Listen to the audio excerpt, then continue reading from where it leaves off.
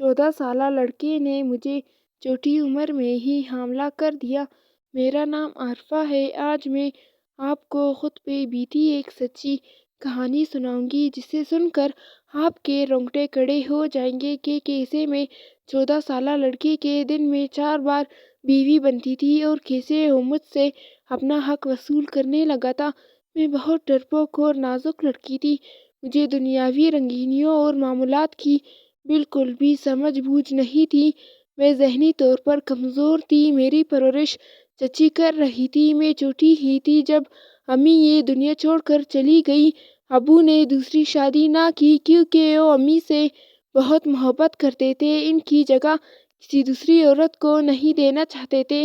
لوگوں نے کئی بار ابو سے کہا کہ وہ شادی کر لے، مجھے ماں کا پیار مل جائے گا۔ ایک ماں جس طرح غداری کر سکتی ہے، مرد ویسے چاہ کر بھی نہیں کر سکتا۔ تو ابو نے کہا کہ وہ دوسری عورت کا وجود ہرگز برداشت نہیں کر سکتے۔ ابو ماں اور باپ دونوں کا پیار مجھے دیتے۔ میں نے جب سے ہوش سنبھالا تھا، ابو کی ہی اپنی کل کائنات تصور کر لیا تھا۔ ابو سعودی عرب میں رہتے تھے، مگر جب امی اس دنیا سے چلی گئی تھی وہ یہی کے ہو کر رہ گئے تھے۔ میں تھوڑی بڑی ہوئی تو انہوں نے دوبارہ باہر جانے کا سوچا کیونکہ ان کا کاروبار وہی تھا۔ ہر ماہ ان کو پیسے باہر سے آ جاتے تھے۔ اب ان کا جانا ضروری تھا۔ پہلے تو ہر 6 ماہ بعد چکر لگاتے تھے، مگر اب ایسا ممکن نہیں تھا۔ ابو نے جانے سے پہلے چچی چچا کو گھر بلا کر پوچھا کہ اگر وہ کچھ عرصے تک میری دیکھ بھال کر سکتے ہیں تو ابو مجھے یہیں چھوڑ جائیں گے، جلدی ہی میرے کاغذات بنوا کر، یا پھر وہ خود وہاں کے معاملات نپٹا کر واپس آ جائیں گے۔ چچا کے اپنے 3 بچے تھے۔ چچا نے کہا ٹھیک ہے، یہ میری اپنی ہی بچی ہے، بھیا آپ جب تک کہیں گے یہ ہمارے ساتھ رہے گی۔ چچی کو بھی لالچ تھا کہ اگر میں ان کے ساتھ رہوں گی تو ابو یقیناً ہر ماہ مجھے خرچہ بھیجیں گے، جن میں سے ان لوگوں کے کام میں بھی نکل آئیں گے۔ اسی لالچ کے تحت چچی بھی راضی ہو گئی تھی۔ ابو سعودیہ چلے گئے، میں چچی کے گھر رہنے لگی۔ تب میری عمر 15-16 برس ہوگی۔ میں اسکول جایا کرتی تھی۔ ابو باقاعدگی سے مجھ سے بات کرتے اور ہر ماہ میرا خرچہ چچا کے اکاؤنٹ میں بھیج دیتے۔ چچی میری اسکول کی فیس بھر کر باقی کا سب خود رکھ لیتی تھی۔ میں یہ بات اچھے سے جانتی تھی، مگر کبھی ابو کو شکایت نہیں کی تھی کہ اگر چچی کو پتہ چل گیا تو وہ مجھے مارے گی یا پھر چچا مجھے گھر سے نکال دیں گے۔ میرے ابو پہلے ہی پریشان رہتے ہیں، ان کی پریشانی اور بڑھ جائے گی۔ بس یہی سوچتے ہوئے میں چچا چچی کی ہر بات بغیر کسی مزاحمت کے مان جایا کرتی تھی۔ چچی بہت بیمار رہنے لگی تھی۔ ان کے 3 بچے تھے، 2 بیٹیاں اور 1 بیٹا۔ سب سے بڑی بیٹی چچی کی کالج پڑھتی تھی، جبکہ دوسری بیٹی نے میٹرک کیا تھا۔ بیٹا اسکول میں پڑھتا تھا۔ میں اور وہ ایک ہی اسکول میں پڑھتے تھے اور تقریباً ہم عمر ہی تھے۔ چچی کے بیمار ہوتے ہی گھر کا سارا نظام درہم برہم ہو گیا۔ ہر چیز بے ترتیب ہو چکی تھی۔ ایک دن چچی نے کہا میں کام تقسیم کر دیتی ہوں، اس سے تم سب مل کر کام کرو گے اور کوئی دقت بھی نہیں ہوگی۔ چچی لالچی تھی مگر اصول پسند تھی۔ وہ مجھے بھی ویسے میں ہی ٹریٹ کرتی تھی جیسے اپنے خود کے بچوں کو کرتی ہے۔ چچی کی بیٹیاں مجھ سے جلتی تھی اور بات بات پہ مجھ سے چڑھنے لگی تھی۔ ایسے میں میری دوستی چچا کے بیٹے سے ہو گئی۔ وہ مجھے کہتا عارفہ تم مجھے شروع سے ہی پسند ہو۔ میں تو بس امی ابو کے ڈر کی وجہ سے چپ ہو جاتا تھا، مگر اب مجھے کوئی ڈر نہیں ہے۔ تم صبح اسکول بھی میرے ساتھ جایا کرو، جب چھٹی ہوتی ہے تب بھی میں تمہیں اپنے ساتھ واپس لے آؤں گا۔ چچا کے لڑکے سے میری دوستی بڑھ چکی تھی۔ وہ بہت خیال رکھنے لگا تھا۔ چچی چچا جب بھی گھر نہ ہوتے تو وہ مجھے اپنے کمرے میں بلاتا اور کہتا یہ بات تم کسی کو نہیں بتاؤ گی، میں تمہارا دوست ہوں، میں پھر تم سے دوستی ختم کر لوں گا۔ مجھے ڈر تھا کہیں عمر مجھ سے دوستی ختم نہ کرے، کیونکہ میں پہلے ہی اس گھر میں تنہائی کا شکار تھی۔ چچا کی بیٹیاں تو مجھ سے بات کرنا دور، وہ دیکھنا بھی پسند نہیں کرتی تھی۔ چچا کا بیٹا موقع دیکھتے ہی مجھے اپنے کمرے میں بلا لیتا یا پھر میرے کمرے میں آ جاتا۔ مجھے اس کا وہ سب کرنا عجیب لگتا تھا، مگر میں بھی عادی ہو چکی تھی، اس کو منع نہیں کرتی تھی۔ اپنا کام مکمل کرنے کے بعد چپ چاپ کمرے سے چلا جاتا۔ میں کمزور ہو رہی تھی، دن بدن میری صحت بگڑتی جا رہی تھی۔ ابو نے مجھے ویڈیو کال پہ دیکھا تو میرے ہوش اڑ گئے جب انہوں نے مجھ سے سوال کر لیا، عارفہ کوئی پریشانی ہے کیا، یا پھر عمر تمہیں تنگ کرتا ہے؟ ابو کا براہ راست مجھ سے یہ سوال کرنا مجھے پریشان کر گیا تھا، مگر میں نے بات پلٹ دی اور ان سے آنے کا پوچھنے لگی۔ ابو نے کہا کہ وہ اگلے ماہ کے آخر میں پاکستان آ رہے ہیں۔ یہ سنتے ہی میں بہت خوش ہو گئی تھی۔ جب یہ خبر میں نے عمر کو بتا دی تو اس کا منہ لٹک گیا کہ پھر میں تمہیں اپنی بیوی کیسے بناؤں گا؟ میں تو اتنے دن تمہارے بغیر نہیں نکال سکتا، میرے بدن کو تمہاری لت پڑ چکی ہے، دیکھو کچھ نہ کچھ راستہ نکالو ورنہ میں تمہارے گھر آ جایا کروں گا۔ مجھے عمر کی دھمکی ہلکی سی ہی لگی تھی۔ میں ابو کے آنے پہ خوش تھی مگر اس کے ساتھ ہی میں کمزور پڑ گئی تھی، بیمار رہنے لگی تھی۔ چچا چچی نے کئی بار مجھے ڈاکٹر کے پاس چلنے کو کہا مگر میں ڈر گئی تھی کہ اگر ڈاکٹر نے دیکھتے ہی سچ بتا دیا تو میرا کیا ہوگا۔ میں نے اسکول جانا چھوڑ دیا تھا کیونکہ اسکول میں عمر کے دوست مجھے بات بات پہ چھیڑتے تھے اور کہتے تھے عمر کو خوش کر رہی ہو، ہمیں بھی خوش کر دو۔ عمر ان کو منع کرنے کی بجائے خود بھی وہاں مجھے آوازیں لگاتا۔ میں نے اسے اپنا دوست سمجھا تھا اور سب سے الگ مانتی تھی، مگر میں نہیں جانتی تھی کہ ایک 14 سالہ لڑکا میرے حواس اس طرح کم کر دے گا۔ میں بہت روتی تھی۔ چچی کو فکر تھی کہ اگر ابو نے دیکھ لیا تو وہ بہت غصہ ہوں گے کہ آپ لوگوں نے میری بیٹی پہ نہ جانے کتنے ظلم کیے ہیں۔ چچی ہر وقت اپنے بچوں کو ڈانٹتی تھی کہ تم لوگ اپنا رویہ درست کر لیتے تو آج عارفہ یوں بکھلائی ہوئی نہ رہتی۔ چچی کی باتوں کا اثر ان کی دونوں بچیوں پر نہیں تھا، وہ اپنی من مرضی کرنے والی تھی۔ عمر سے میں نے بات چیت کرنا ترک کر دی تھی۔ وہ اکثر مجھے دیکھتا تو اشارے کرتا تھا کہ کمرے میں آؤ، میں اس کے اشاروں کا اگنور کر دیتی۔ کئی بار اس نے میرے ساتھ زبردستی کرنے کی کوشش کی تھی مگر میں نڈر ہو کر اس کا سامنا کرتی تھی۔ مجھے اس کا بلانا اب غلط لگا تھا مگر وہ ہر بار کہتا تھا کہ دوستوں میں اتنی بے تکلفی چلتی رہتی ہے، لگتا ہے تم نے پہلے کسی لڑکے سے دوستی نہیں کی اس لیے ہی تمہیں کسی چیز کا علم نہیں ہے، مگر فکر کی بات نہیں ہے، میں تمہیں سکھا دوں گا۔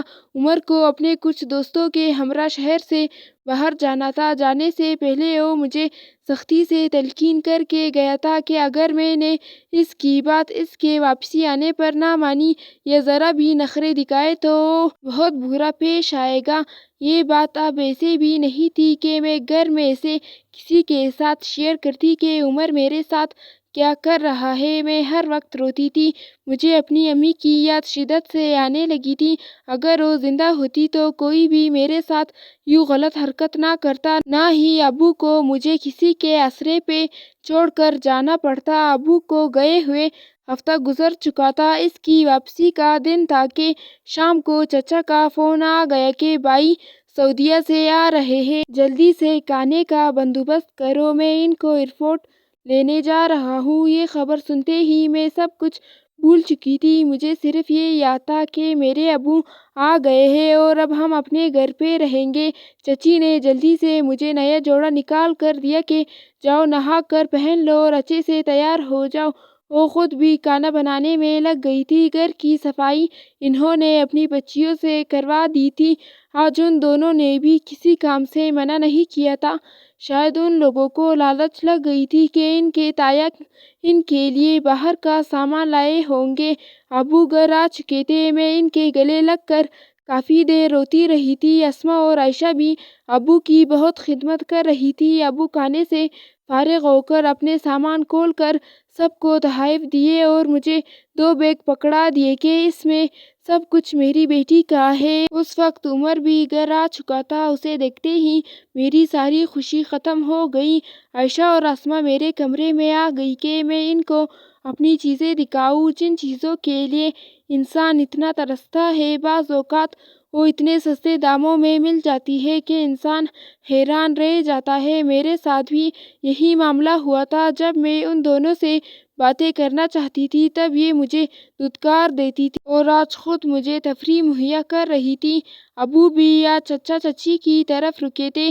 چچی نے تو ضد باندھ لی تھی کہ ہم کچھ دن اور رکیں ادھر، اس کے بعد اپنے گھر چلے جائیں، مگر ابو نے صرف ایک دن رکنے کا کہا۔ میں بھی ادھر نہیں رہنا چاہتی تھی، تب ہی ابو کی بات جلدی سے مان لی۔ اگلی شام کو ہم دونوں باپ بیٹی اپنے گھر آ گئے، مگر عمر کا سایہ دیکھتے ہی مجھے بیتی کہانی یاد آ جاتی۔ اگر کسی کو پتہ چل گیا تو مجھے ابو زندہ مار دیں گے، اسی ڈر میں مجھے بخار ہو گیا۔ میری طبیعت ٹھیک ہونے کا نام نہیں لے رہی تھی۔ ابو میرا علاج کئی ڈاکٹروں سے کروا چکے تھے، مگر ڈاکٹرز کی دوائیوں سے کوئی افقہ نہیں ہو رہا تھا۔ ابو تو پریشان ہو چکے تھے۔ یہ بیماری نہیں بلکہ میرا ڈر تھا جو مجھے ٹھیک نہیں ہونے دے رہا تھا۔ کچھ ہفتوں بعد میری طبیعت سنبھلی تو ابو نے مجھے پارک لے جانے کا سوچا، مگر میں نے فوراً منع کر دیا۔ مجھے ڈر تھا کہ اگر عمر وہاں آ گیا تو مجھے نہیں چھوڑے گا۔ ابو کو میری حالت سمجھ نہیں آ رہی تھی۔ وہ تو سمجھ رہے تھے کہ کچھ دن بعد میں پہلے جیسے ہو جاؤں گی، مگر یہ تو میں دن بدن موت کی طرف جا رہی تھی۔ ابو مجھے لاہور لے آئے۔ ڈاکٹر نے میرا میڈیکل کرنے کا مشورہ دیا۔ میں میڈیکل کی سمجھ بوجھ تو نہیں رکھتی تھی، لیکن نرس نے جب کہا کہ اس کے جسم میں جو فالٹ ہو سب پتہ چل جاتا ہے تو میں ڈر گئی کہ اگر عمر والی بات بھی آ گئی تو میں رسوا ہو جاؤں گی۔ ڈاکٹرز میرا چیک اپ کر چکے تھے، اس کی رپورٹ رات کو ملنی تھی۔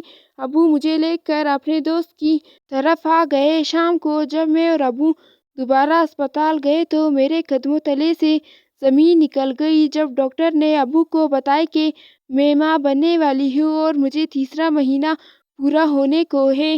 ابو یہ سنتے ہی وہیں کھڑے کے رہ گئے۔ ان کا بی پی شوٹ کر چکا تھا، وہ ایمرجنسی میں رہے۔ جب ان کی طبیعت سنبھلی تو مجھے لے کر گھر آ گئے۔ اس دوران ابو نے مجھ سے کوئی بھی سوال نہیں کیا۔ میں رو رہی تھی، مگر کوئی بھی میرے آنسو پوچھنے والا نہیں تھا۔ میرے بس میں ہوتا تو میں عمر جیسے گھٹیا انسان کو سولی پر چڑھا دیتی، جس کی وجہ سے میرے باپ نے اتنی تکلیف سہی۔ اس کو یہ دن دیکھنا پڑا۔ گھر آتے ہی ابو نے چچی کو فون کر کے گھر بلایا اور ساری بات ان کو بتا دی۔ چچی نے بات سنتے ہی منہ پلٹ لیا۔ چچا نے کہا، بھائی عرفہ تو کہیں گئی بھی نہیں اور نہ ہی کوئی غیر مرد ہمارے گھر آیا ہے جو اتنا بڑا سانحہ ہوتا۔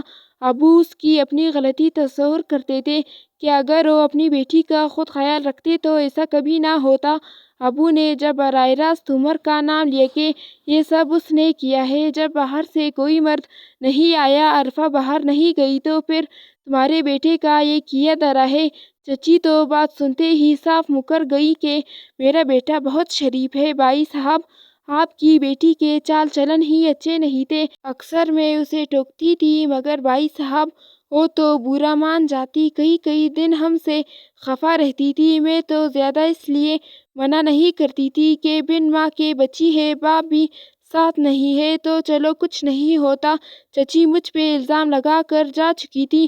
میں ساری رات روتی رہی کہ اگر میں نے سب کو سچ بتایا تو کوئی بھی میری بات کا یقین نہیں کرے گا، بلکہ مجھے ہی غلط کہے گا۔ ابو نے مجھے کسی اچھے سے ڈاکٹر کو چیک کروایا۔ میرا مسئلہ حل کرنے پر وہ ڈاکٹر راضی ہو گئی۔ ابو مجھے گھر سے باہر نہیں جانے دیتے تھے۔ ان کا کہنا تھا کہ اس کے بعد وہ مجھے لے کر سعودیہ چلے جائیں گے، پھر کبھی پاکستان نہیں آئیں گے۔ ابو کی طبیعت کچھ بگڑی ہوئی تھی۔ وہ دوا لے کر جلدی سونے کے لیے لیٹ گئے تھے۔ میں اپنے بستر پر کروٹیں تبدیل کر رہی تھی۔ نیند آنکھوں سے کوسوں دور تھی۔ اچانک میری نظر اپنی کھڑکی پر پڑی جو کوئی میری کھڑکی بجا رہا تھا۔ میں نے جلدی سے اٹھ کر دیکھا تو سامنے عمر تھا جو مجھے کھڑکی کھولنے کا بول رہا تھا۔ میں نہیں کھولنا چاہتی تھی۔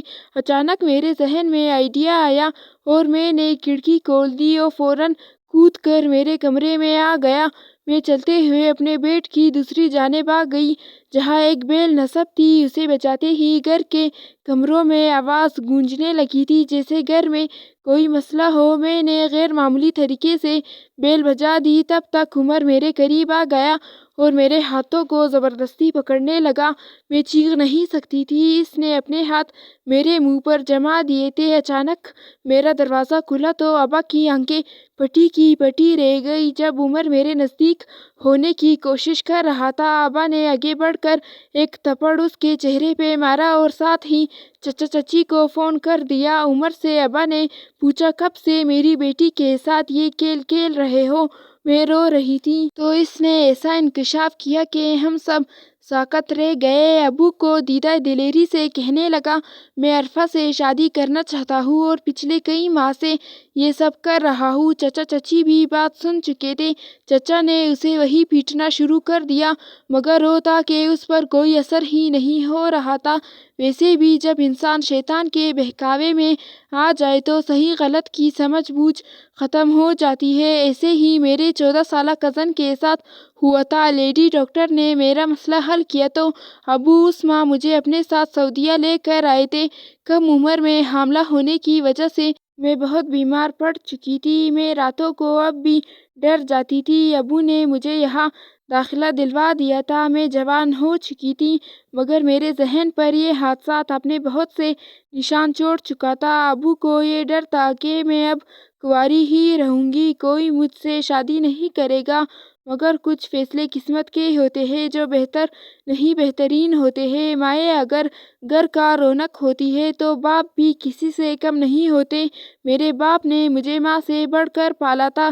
اتنے بڑے حادثے کے بعد بھی مجھ سے منہ نہیں موڑا تھا، بلکہ میرے مجرم کو سزا دلوائی تھی تاکہ کسی اور لڑکی کے ساتھ یہ نہ ہو جو عمر نے میرے ساتھ کیا تھا۔ غلط راہ انسان کو لے ڈوبتی ہے، اسے رشتوں کی پہچان بھول جاتی ہے، جیسے عمر کو بھول چکی تھی کہ میں اس کی تایا ذات ہوں۔ تھوڑے عرصے کے بعد چچا کو بھی احساس ہوا کہ میرے ساتھ برا ہوا ہے۔ انہوں نے عمر کو سمجھایا اور ایک بار پھر اپنے بھائی سے معافی مانگی اور ابو سے میرا رشتہ مانگ لیا۔ عمر نے بھی ہاتھ جوڑ کر ابو سے معافی مانگی۔ ابو نے مجھ سے میری مرضی پوچھی تو میں نے کہا، ابو جیسے آپ کی مرضی۔ ابو مجھے لے کر پاکستان آ گئے اور دھوم دھام سے میری شادی کی گئی۔ یوں میں جائز طریقے سے عمر کی بیوی بن گئی۔